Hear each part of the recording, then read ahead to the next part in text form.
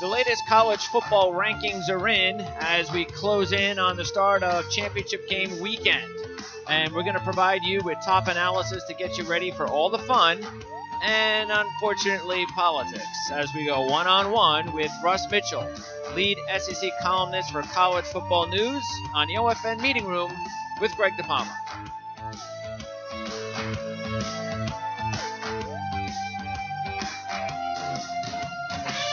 All right, it's November 29, 2017. I'm Greg DePalma. Thanks for tuning into the OFN Meeting Room as we talk college football with Russ Mitchell. Russ, thanks for joining us today. How's the ankle? Well, I'm not kicking any tires for a while. The ankle's as good as could be expected. It's if I was still playing, you'd say maybe out for the playoffs, but back in August. All right. Well, I'm okay. Good. I'm okay. Well, it's good that you have a job like this that, like you said, it's it could have been worse. It could have been your voice, your hands. That would have been bad. You were righty, lefty, so that would have been one of those things. But it would have been much more difficult. Yes. But hey, great time of year, and as I always tell everybody, I love up until the end of this weekend. Then I really kind of get a little bit nervy with all the politics involved with the bowls and who gets to go to the playoffs and who doesn't. But I'm gonna enjoy one more weekend. And we've got all the parity too this year has been incredible. So maybe this is exactly what college football, the committee and everybody involved with it needs to realize, that 4 just isn't going to get it done. No, it's not even going to come close to getting it done. And for everybody who says, at College Football News, we've been arguing for 2 decades about what the sport really needs, and the shape of what a playoff really should be, particularly if you're going to pretend that now we have almost 130 teams in one division. Yep. But, everyone has said there'd be no controversy if we went to a BCS playoff. And then, we had tons of controversy. There'll be no controversy if we have a 4-team playoff. There's tons of controversy. We'll have the same amount of controversy if we get to 8 teams. Probably. And if we do it right, which would involve ranking those 8 teams and playing the first round of that playoff in the cathedral. We have these great cathedrals, right? The Horseshoe, Death Valley. That's true. Play the Big House. Make the southern teams travel north. Let the fans and the businesses and the city that supports the team all year long, let them make the money by hosting the game. Yeah. And then you really want to make these games at the end of the year matter? Well, Miami-Clemson matters huge if it's the difference between a home game against, say, Alabama versus a road game against Auburn. No, that's true, and of course money too with the home games. So, right. Yeah, I would really, the reason why I'd like eventually, it might take 15 years, but I'd like it to get to 16 is because I'd like to see, like, say, 10 conferences, 10 automatic bids. Let the Sun Belt champ play the 1 seed, so the 1 seed gets a break in the first round, but give the little guy a chance. And then you have 6 at large. Again, whether that ever comes to fruition or not, fact is, I think we all know at least 8's coming down the road real soon. And maybe it will take about 10 or 15 years to get to 16, but at least I think we all are in agreement. We're going to get 8 sometime soon. Well, yeah, it's just silly to say you have 5 Power 5 conferences and only 4 spots. That is silly, right? Do the math. It's just so silly. Yeah. It's just so silly. All right, so the playoffs are out. The rankings were out yesterday. And did you anything that bothered you at all, or kind of looked all normal as far as whether it's the top 4 teams or any of the other teams? Everything looks kind of good to you? I think that I'm fine with how it looks. They have the ability to be able to shift a lot of things. Oh, yeah. And they did, and they have. We've seen TCU drop in the very last poll a few years ago, and so I'm not particularly worried about it now. I'm the first to say this has been the weakest season that the SEC has had top to bottom in over more than 12 years. And they might get two teams in the playoffs. Yeah, and they might. I mean, Alabama's in a position where they haven't played a team. No. They don't have a top 15 win. Yep. And the only reason why and LSU, give them credit, after the Troy loss, they got better. Some of the younger kids they played got more experience.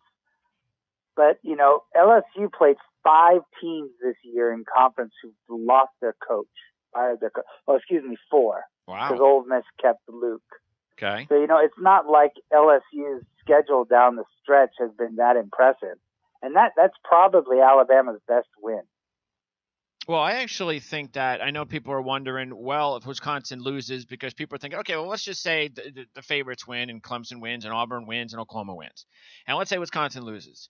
What happens? Well, to me, that's a great question. I actually think I'm going to be very, very surprised if Alabama doesn't get in.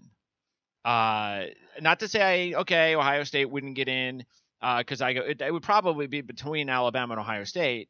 But I don't know. I just have a hard time thinking that a 1-loss Alabama team wouldn't get in over a 2-loss Ohio State team. But I don't know. What do you think? Yeah.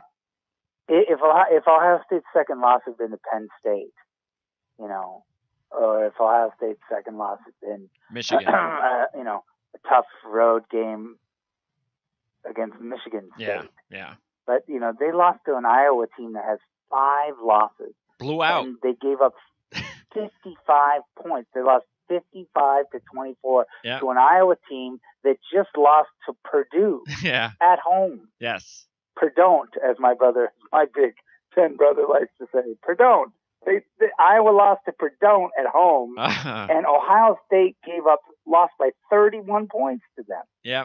That's as ugly as you can get in a loss.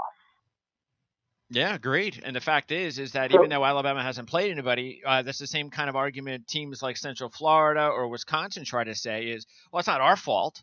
So in that respect, I would understand that. Yeah, I mean, there's a difference in Alabama getting in over, say, Wisconsin if they're undefeated. Then you can go, well, who did Alabama play? Wisconsin's undefeated.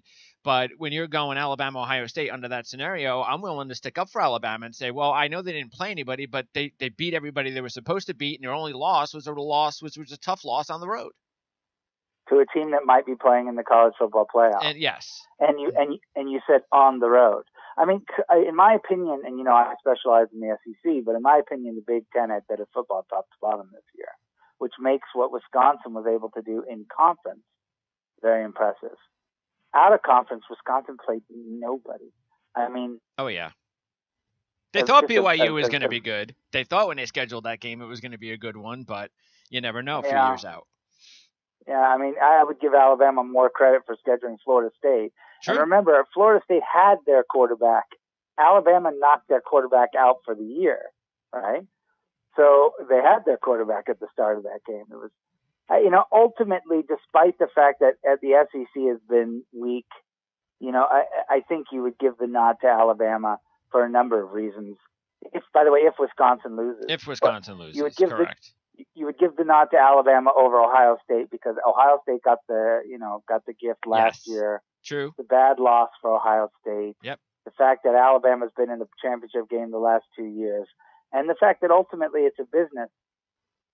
And Alabama drives eyeballs, huge eyeballs. People who don't have an interest turn to see whether or not Alabama wins or loses. So that's why they probably get the nod. And the icing on the cake is that who doesn't, if it happens, who doesn't want to see the potential Alabama-Auburn playoff matchup? It's so interesting too because historically, I forget the exact percentage, but I know it's over 90. That when two teams who were ranked in the top 25 meet each other twice in the same year, and they were both ranked in the top 25 both times. Okay. The team that lost the first game wins the second game over 90% of the time. And we could have not only Alabama Auburn, we could have if we played the games, we could have Clemson Auburn as well. Well, but under that scenario, that means Georgia beats Auburn. Well, I mean, the only way that Alabama's getting in. That's so interesting. It is. For the people who say there's like no controversy. We would lose the controversy with 4 teams. Well, that's why that's why I just started with the favorites, because I didn't want to get into, well, if they lose, then we'll be here all day. Because who knows? The bigger debate is this: if Wisconsin loses a nail biter on a neutral field to Ohio State, a 2-loss Ohio State team. Mm-hmm. Remember, Auburn is a 2-loss team as well. Okay. If Wisconsin's only loss is a nail biter to Ohio State, then why should a 1-loss Wisconsin team not get the nod over a 1-loss Alabama team? Well, we know why. Don't we? Come on, we know why. Because the money, baby. Yeah, come on, we know. Alabama's going to drive a lot more money than Wisconsin. We know.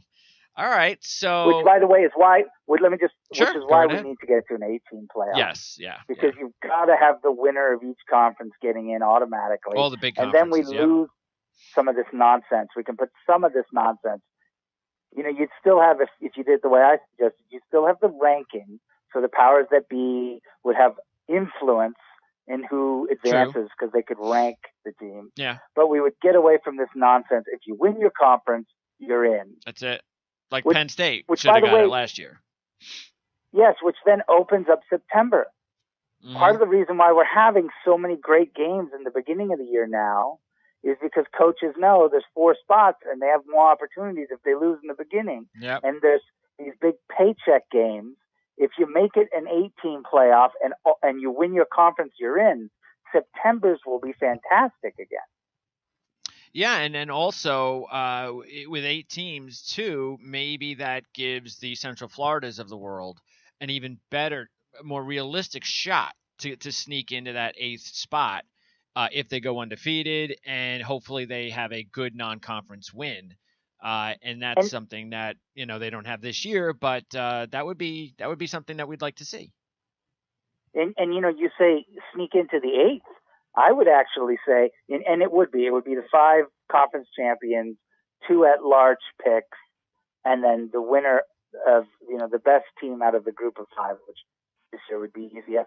I would argue you would rank UCF 6 or 7, not 8. UCF is a very, very good football team this year. Sure. Boy, it would just be so exciting. I mean, it would just be so exciting. And by the way, in addition to that, you would still have a playoff. You would mirror the exact same thing for the group of 5 schools. No, and we all know those schools because they're real programs. UCF, and you play that 8-game playoff on Fridays. You play the Power 5 playoff on the Saturdays. You still do all the bowl games. You sprinkle those Monday through Thursday, and you have NFL running towards its playoff Sundays. December would become the greatest month of the year. Yeah, I don't know. That's the thing I kind of don't get as far as the people who are in charge of college football. I don't understand why they don't see dollar signs in front of them if they actually do this. Why do you think they don't? What is it? I can answer that. Because there are people that control college football for years that have been willing to cut off their nose to spite their face. Guys like James Delaney, who runs the Big Ten, who for years have publicly testified that they recognize they'd make more money with a 4-team playoff, but they would lose control. They would lose influence over what teams go where and who makes the money and how the money is divided up. Okay. So they'd rather to have control over less money than less control over more money.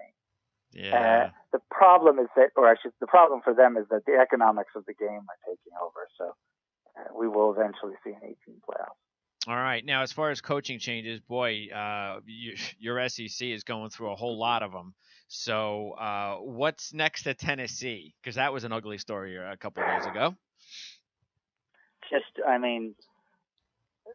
I don't know who is more responsible for that, whether it's Curry, Haslam, the booster, the very influential booster who got Curry in there as the athletic director. Haslam, of course, is the president of or the owner of the Cleveland Browns. Just a complete foobar of a situation down there in Tennessee. Gundy has apparently now turned them down. There are a number of options. I think it would be interesting to get, go out to Wazoo, and that's an option. Okay. But I still think for Tennessee the best option is to go to Virginia Tech, and it'll cost a lot of money. There's a big buyout. But Justin Fuente, he's the ACC Coach of the Year. He's a Power 5 young guy, 41. And for those in Blacksburg, which is a great city and a great football environment, but you only pay your coach $3 million a year. And if he leaves, he gets $5 million. But more importantly, they would double, if not triple, the salary of his staff. And at the end of the day, it's Fuente Inc. Yeah. Right? He's a business, and he needs to keep his employees. So that would be a big reason to go to Tennessee. And then he has all the experience at Memphis. He would wrap the state up east and west. To me, that's the best hire. What about A&M? Oh, everyone's talking about Jimbo Fisher. I don't think that's very likely. Why would he do that? Isn't well, it? Here's the. I don't think it's going to happen. I will say he absolutely had the LSU contract. Jimmy Sexton, they had the contract to go to LSU in 2016 when Joe Oliva at the last minute at halftime in a tumultuous meeting with Alexander and the board decided to stick with Les Miles at the halftime of the Texas A&M game in the year 2016. Wow. LSU would have had Jimbo Fisher. And when there's that much smoke for multiple years, it's not because the coach is looking for a pay raise. He already got the pay raise. Sure. He got the pay raise. They upped the staff salary. They did all those things. If there's that much smoke, it's because the coach isn't happy. Well, the question is whether or not he would leave and go to A&M. I just don't see that. Do you think he's leaving anyway? Or you just think if he leaves, it would be A&M, or is it just you think it's time for him to go and he's gonna have to pick a spot somewhere? First of all, they're not going to fire him because of one bad year when sure. he lost his starting quarterback at the beginning of the year. Mm-hmm. He's an excellent coach. He's a very good recruiter. He teaches well, teaches his kids well, and he keeps his staff for the most part. So, he's a winner as a coach. But it's just never been smooth there, since the day he got there as an OC and, coach in waiting. It's just never been easy for him there. And, I don't know if the community really hasn't reached out. He hasn't reached out. He had a bad divorce. There were a lot of things about his tenure there in Tallahassee. Well, look who he that followed. have not been easy. It's not easy to follow Bobby Bowden. No, how do you follow up a legend? It's like whoever comes next after Nick, it better be, better have already won a national championship. Yep. I think that there's some interesting spots. I think a very bright young coach. Everyone talks about Scott Frost, and I think Nebraska's his place. I was really happy to see Dan Mullen go to Florida. He's a perfect hire for Florida. Yep. Neil Baird at Troy, great young coach. Okay. 35. We saw the win at LSU this year. Mm-hmm. I'd like to see him get a nod, maybe at Arkansas or Mississippi State. And of course, remember Manny Diaz, the defensive coordinator. He was also the DC at Mississippi State in the past. Okay. He'd be a good hire as a head coach too. What about Norvell? I mean, would he be an Arkansas possibility? Yeah, I obviously he's close in terms of the Memphis job right now. I personally would like to see him have a little bit more experience. Sure. He's done some good things out west in terms of offensive coordinator work, but when you're the head man, you're also the top recruiter, right? You're the closer. Yep. And I don't know if he has a lot of years of experience in the East, in the Southeast, and Arkansas is not a hotbed of talent, high school talent to begin with.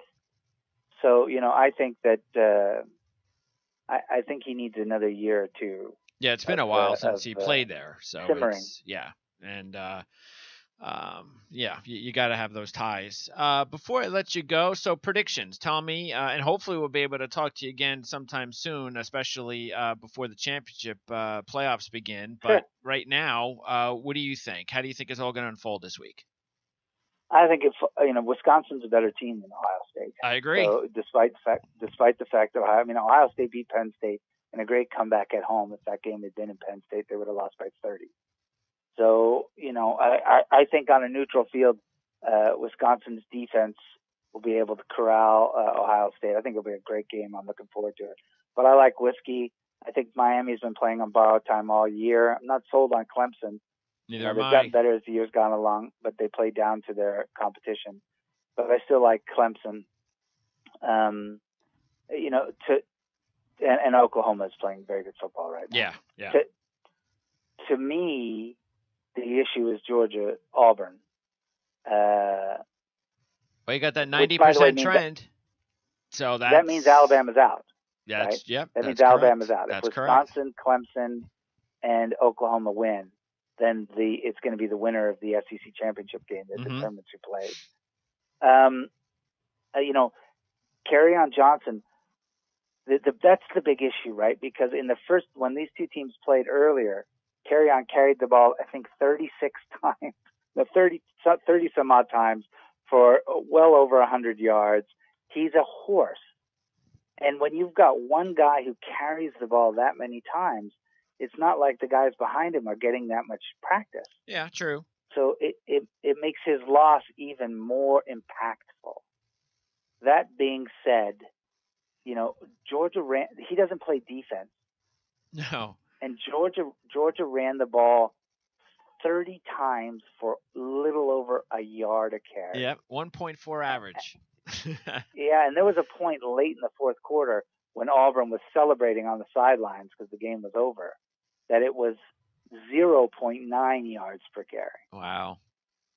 So, I just don't think Georgia, even in a neutral stadium, I don't see them. Nothing's changed that much in 2 weeks. No. I will go back to the point we made earlier about when two teams ranked in the top 25 play each other. Yes. Twice in the same year. The team that lost the first game wins 90% of the time. Yes. But I'll still take Auburn. That's the one concern, because I think it was even before the Alabama game. My prediction was Auburn, Oklahoma championship game, and I'm sticking with that. But you definitely made me nervous with the 90% trend, because I like trends. And you know what? I'll tell you what. I think that whoever wins the SEC championship game, that's a good one. I like your Oklahoma Auburn. I would go with that as well, which would be 3 and 4, right? As far as in the 1, 2, 3, yeah. I like that. So I would say either Oklahoma Auburn or Oklahoma Georgia.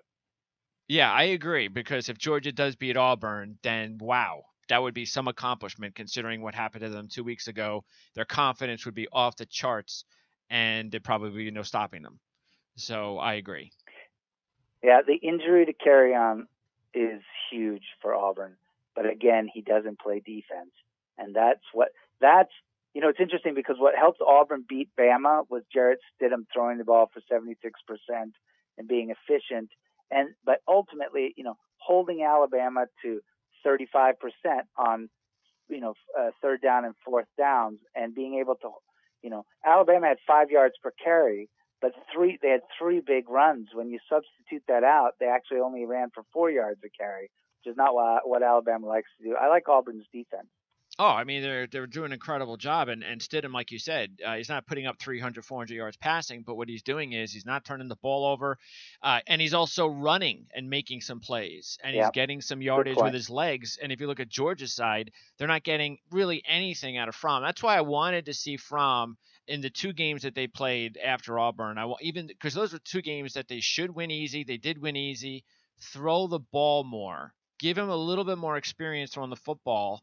I don't know if he's the right guy right now. Maybe he's going to turn out to be a heck of a player, but I just wonder whether or not if Eason was there, if they'd have a better shot.